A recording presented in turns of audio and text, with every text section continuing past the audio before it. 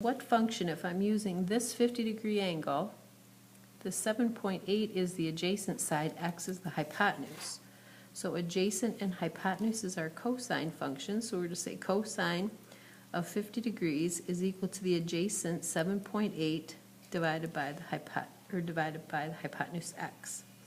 Cross multiplying, we get x times the cosine of 50 is equal to 7.8.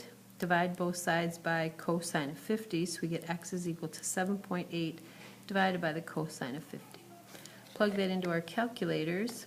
7.8 divided by cosine 50, and we get 12. X is equal to 12.1. On the test tomorrow, we're just going to make sure that we read the directions and see if we want it to the nearest tenths or the nearest hundredths place. Next example, we're looking for the angle. So we're going to set up using our functions the same way. We first think, what function do we need? 10 is the opposite from the angle, 22 is the hypotenuse. So what function deals with the opposite and hypotenuse? Opposite hypotenuse is the sine again, so I'm going to take the sine of x is equal to 10 divided by 22. We can use our table of trig values, or we can use our calculator. First I can find 10 divided by 22 as a decimal point, and I have the sine of x equals 0.4545. I look down my sine column on my chart and I see, where does the cosine equal, or where does the sine equal? 0.4545, and it's approximately 27 degrees.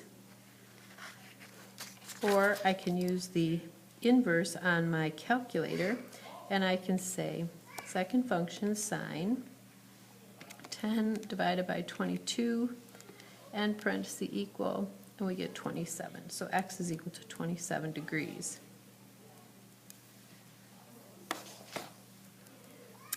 Next, for x, 12 would be the opposite, 8 would be the adjacent. So we go back to our functions and we see what function deals with opposite and adjacent. So the tangent of x is equal to 12 divided by 8. Go to your calculator. We're looking for the angle, so we're going to use second function tangent. 12 divided by 8, and that's equal to 56. So x is equal to 56.3 degrees.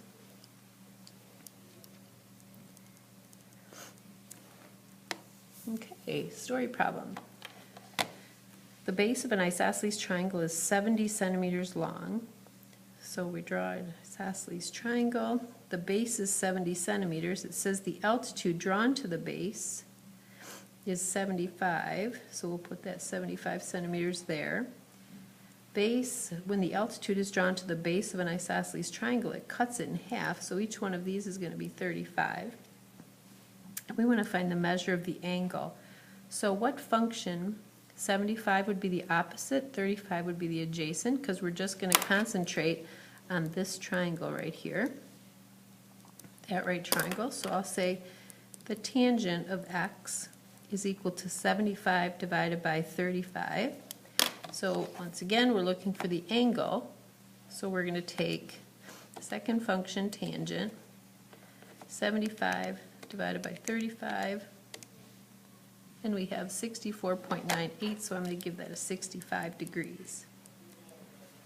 So x equals 65, it says to the nearest degree, so we're good.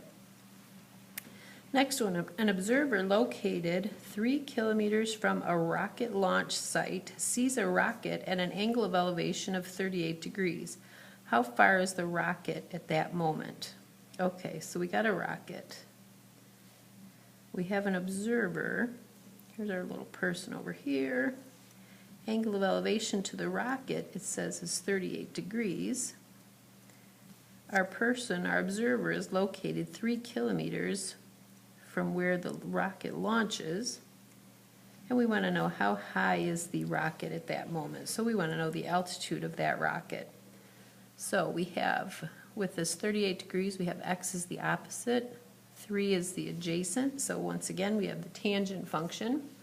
So I'm going to have the tangent of 38 degrees is equal to x over 3. So this is the nice one when x is in the numerator, because when we cross multiply, we just have 3 times tangent of 38,